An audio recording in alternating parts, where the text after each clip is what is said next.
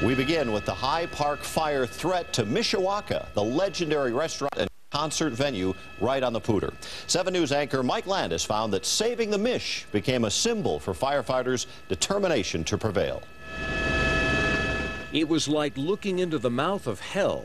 That was one description of the High Park fire's intensity. And sitting right in its path, Mishawaka.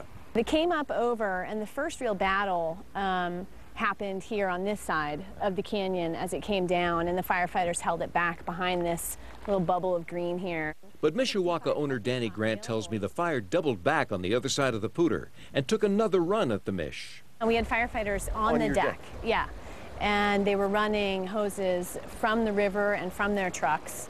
The helicopter was picking up water out of the river, too. It was scooping it right up. This might be a good time to go back to how Mishawaka came to be 96 years ago. Fort Collins musician Walter Thompson built 6 cabins and a dance hall there in 1916, calling it Mishawaka, after a favorite town in Indiana of his. The addition of the amphitheater brought in a wide variety of acts over the years. Fans of the restaurant and the entertainment venue just call it the Mish. But would the High Park fire incinerate 9 decades of memories? Would the Mish survive?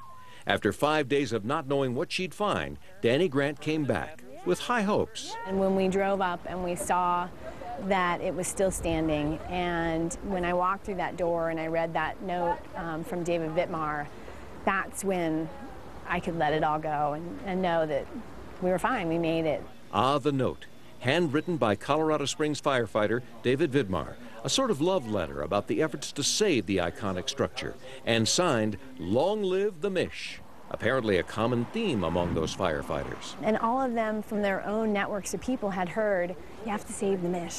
You know, whatever you do when you're up there, you make sure the Mishawaka's okay. And they were like, what is this Mishawaka?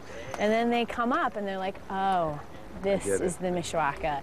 This is the Mishawaka, back in business, better than ever. And the grand reopening featured Keller Williams on the amphitheater stage, singing, wait for it. That's right, Fire on the Mountain, an affirmation of survival, of life in Pooter Canyon.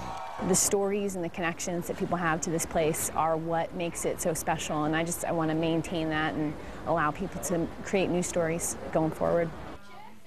Mike tells us Mishawaka is just a 30-minute drive from Fort Collins. You go 10 miles to Ted's place, then enjoy 16 miles of driving through scenic Pooter Canyon to get to the Mish. There are shuttles available from Fort Collins on concert nights to lessen the impact on the fragile environment and the neighbors' nerves in the canyon.